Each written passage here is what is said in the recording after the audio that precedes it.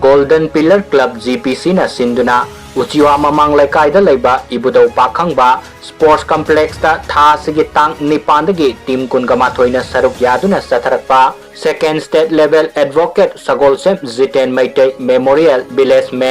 5A Side Open Football Tournament ge ngasi ahanba sanakiba quarter final round gi match ta Tamo FC Wangoina ITFC Ega Uchiwa Hayelbu goal ama sinoda maithiba pikhi Tamo FC gi amata ngairaba goal ado jersey number Nipan TH Rohit na kunganitoi suba minute sankhi aduga ani suba quarter final gi match ta Imoinu FC Kumbina Atingba FC Kiamgaibo goal taruk ahumda maithiba pikhi Imoinu FC gi goal ado jersey number Tara S Malem Nganbana goal ani jersey number Mapan B Arunna goal ani amasung jersey number Taragamathoi W Disana goal ani chankhi